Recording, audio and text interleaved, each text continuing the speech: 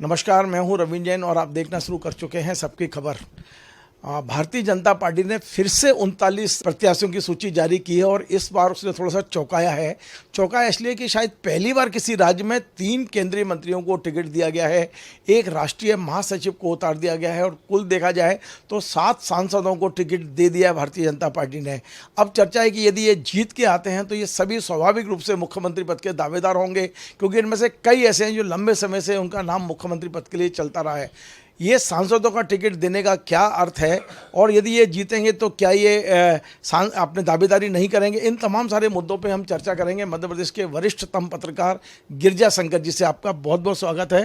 भाई साहब, 39 का क्या है? पहले भी 39 थी, इस बार भी 39। कोई ज्योतिषीय गणित लग रहा है क्या? हो सकता है कि उन्हें कोई इस तरह का कोई किसी ने सजेस्ट किया हो कि ये आंकड़ा शुभ है आपके लिए, लेकिन ये जो टिकट दी गई है इसने एक तरह से देखा जाए तो बीजेपी के अंदर भी बहुत ही आश्चर्य का माहौल बना दिया है। और जहाँ तक जो प्रतिक्रिया आ रही है जिनको प्रत्याशी बनाया गया है उनसे, और जिस तरह से वो खुद आश्चर्य व्यक्त कर रहे हैं कैलाश विजयवर्गीय और नेता, तो ऐसा लगता है कि इनको पहले से शायद नहीं बताया गया था कि आपको विधायक का चुनाव लड़ना है और सीधे लिस्ट आ गई, जिससे ये खुद आश्चर्यचकित हो गए हैं। जिन सांसदों को टिकट दी गई है विधानसभा की, तो ये हर चुनाव में होता है कि कुछ सांसदों को विधानसभा का चुनाव लड़ा जाता है, कभी कुछ विधायकों को सांसद चुनाव लड़ाया जाता है। लेकिन जो 4 नाम महत्वपूर्ण हैं, 3 केंद्रीय मंत्री हैं और एक राष्ट्रीय महासचिव हैं जो पिछले 10 साल से महासचिव के पद पर हैं, इनको विधायक का चुनाव लड़ाया जाना काफ़ी आश्चर्य के साथ देखा जा रहा है। ऐसा क्यों किया पार्टी ने, इसका जवाब तो पार्टी के पास होगा। हम उसको अपने अपने तरीके से एनालाइज करते हैं। तो ऐसा मुझे लगता है कि इन चारों नेताओं को जिनको विधानसभा की टिकट दी गई है, ये बड़े ओहदे पर थे पार्टी के अंदर, सरकार के अंदर, और उनको विधानसभा का टिकट देना तो कहीं ना कहीं उनका वो डिग्रेड करना ही माना जाएगा उनको, जिस पद में आप हैं उससे।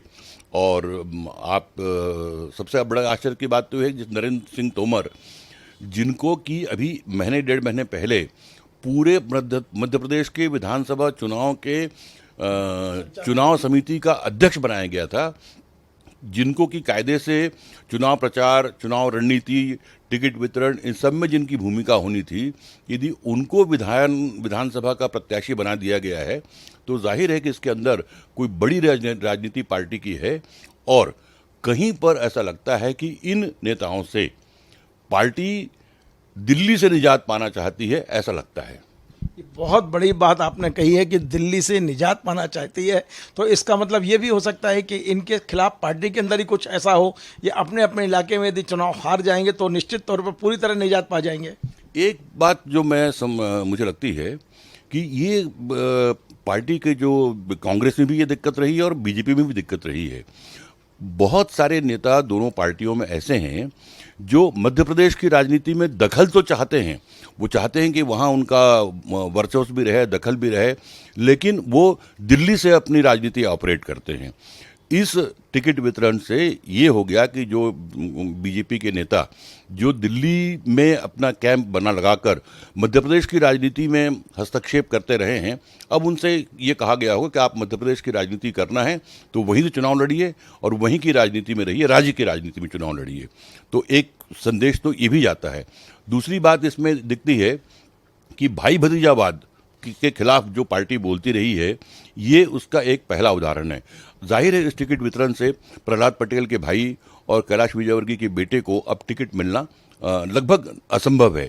तो एक तरह से परिवारवाद को उन्होंने इसके जरिए ख़त्म कर दिया और अब इसके बाद कोई और नेता बीजेपी के अंदर अब अपने परिवार के लोगों के लिए टिकट मांगने की कोई अपेक्षा अब शायद नहीं रखेगा। गिरिजा शंकर जी, मध्य प्रदेश की राजनीति में पिछले 24 घंटे बड़े अहम रहे हैं। वो इस दृष्टि से कि प्रधानमंत्री जी भोपाल आए थे और उन्होंने अपने 55 मिनट के भाषण में ना तो मध्य प्रदेश सरकार की किसी योजना का नाम लिया, ना ही मुख्यमंत्री के नाम का उल्लेख किया, और उनके जाते ही इस तरह की सूची आ जाना, जो मुख्यमंत्री पद के दावेदार हैं उन्हें विधानसभा चुनाव के लिए लड़ा देना। अब ये भी एक चर्चा है बीजेपी के अंदर कि अगला मध्य प्रदेश में मुख्यमंत्री का दावेदार कौन होगा। इन तमाम सारे घटनाक्रम में अब शिवराज जी कहाँ खड़े हैं? देखिए, जहाँ तक प्रधानमंत्री के भाषण का सवाल है, तो प्रधानमंत्री ने कल अपने भाषण में पूरी तौर पर जो राष्ट्रीय मुद्दे हैं उस पर उन्होंने फोकस किया। ये जरूर अपेक्षा थी कि वो मध्य प्रदेश की योजनाओं पर या मध्य प्रदेश की सरकार के परफॉर्मेंस पर, मुख्यमंत्री पर कुछ बात कहेंगे, लेकिन उन्होंने ऐसा न करके राष्ट्रीय मुद्दों पर कंसंट्रेट किया और उनका जो मुख्य जो पर्पस था वो कार्यकर्ताओं को एड्रेस करना था। तो ये जरूर थोड़ा अपेक्षा से अलग लगता है। लेकिन जहाँ तक सवाल दावेदारी का है, तो मुख्यमंत्री पद के दावेदार तो जिस दिन शिवराज जी मुख्यमंत्री बने उसके अगले दिन से शुरू हो गए थे। उसके बाद 18 साल गुजर गए, तो वो दावेदारी का कोई बहुत मतलब नहीं होता। और कि एमएलए बनना मुख्यमंत्री के दावेदारी का कोई प्रतीक है, ऐसा कहीं नहीं है।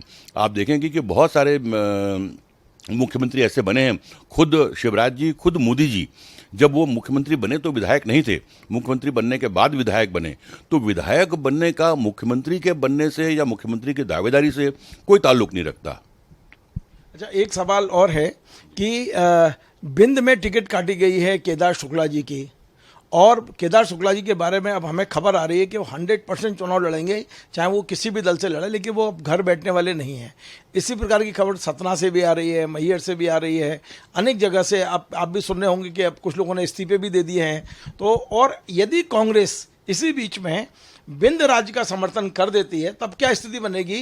ये जो सांसद जिन्हें टिकट दिए गई है, तीन सांसद तो केवल महाकौशल से हैं, जिसमें राकेश सिंह जी हैं, उदय प्रताप सिंह जी हैं, प्रहलाद पटेल है।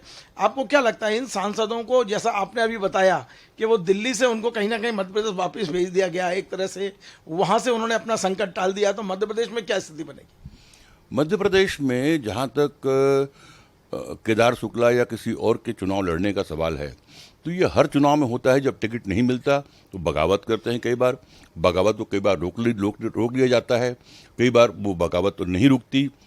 लेकिन इसका कोई बहुत चुनाव के परिणाम में बहुत असर पड़ता हो, ऐसा हमने नहीं देखा है। इक्का दुक्का जगह पर ऐसा होता है कि वो चुनाव जो है वो प्रभावित कर लेते हैं, लेकिन इसका कोई बहुत प्रभाव नहीं होता, क्योंकि बहुत सारे जो विधायक और सांसद जो चुन के आते हैं वो पार्टी फोरम के कारण चुन के आते हैं। पार्टी का जो एक कमिटेड वोटर है, वोट बैंक है, उससे उनका फ़ायदा मिलता है।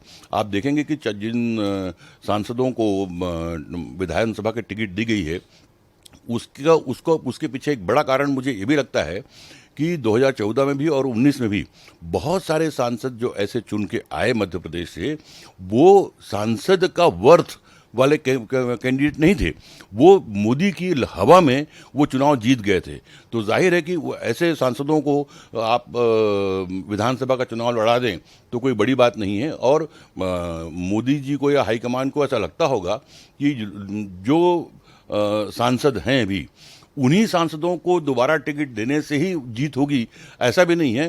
वो किसी को भी टिकट दे देंगे, और जिस तरह की हवा 14-19 में रही है, यदि उस तरह की हवा 24 में भी रही तो फिर वो सांसद चुन के आ जाएंगे। तो इन बगावत का और इन तमाम दावेदारी का पार्टी में कोई बहुत महत्व नहीं होता। देखिए, एक आखिरी प्रश्न मेरा ये है कि भारतीय जनता पार्टी के जो प्रदेश अध्यक्ष हैं BD शर्मा, उनने कहा है कि कल की जो सूची है वो एक तरह से भारतीय जनता पार्टी का मास्टर स्ट्रोक है। मतलब उन्होंने सांसदों को खड़ा करके, दिग्गजों को उतार के एक मास्टर स्ट्रोक चल दिया है। वहीं दूसरी ओर कांग्रेस का ये कहना है कि जिस तरह भगवान राम लंका तक पहुंच गए और रावण ने मेघदूत को भी उतार दिया, मेघराज को भी उतार दिया, और कुंभकर्ण को भी, अहरावण को भी, तो ये इस तरह के आरोप प्रत्यारोप लग रहे हैं। तो आपको क्या लगता है, ये जो 39 की सूची, दूसरी सूची है, ये वाकई क्या इसको आप भी मास्टर स्ट्रोक मानते हैं बीजेपी का? इसको आप मास्टर स्ट्रोक कहें या कोई और स्ट्रोक कहें, लेकिन ये चौंकाने वाले नाम तो ही हैं। ये केवल हमको नहीं चौंका रहे हैं, जिनको प्रत्याशी बनाया गया है वो भी चौंक गए हैं अपना नाम देखकर। तो ये चौंकाने वाली लिस्ट जरूर है, और इसके पीछे एक बड़ी रणनीति जो बीजेपी की मुझे दिखती है। बहुत बहुत धन्यवाद। तो आप थे गिरिजा शंकर जी, जिनका कहना है कि जो 39 की दूसरी सूची भारतीय जनता पार्टी की आई है वो निश्चित तौर पे केवल आम लोगों के लिए नहीं बल्कि जिन्हें टिकट मिला है उन्हें भी चौंकाने वाली लिस्ट है ये। और उनका ये भी कहना है कि भारतीय जनता पार्टी की कोई बड़ी रणनीति है। अब ये आने वाले समय में पता चलेगा कि ये जो सूची है उसके पीछे उनका सोच क्या है। इतना तय है कि अब जो भारतीय जनता पार्टी के सांसद चुनाव लड़ेंगे तो अब असलियत पता चलेगी कि उनके क्षेत्र में उनकी वास्तव में लोकप्रियता क्या है। आपको हमारा ये कार्यक्रम पसंद आए, आप इसे शेयर करें, लाइक करें, कमेंट करें और आपसे बार बार निवेदन है हमारे इस चैनल को सब्सक्राइब अवश्य करें। धन्यवाद।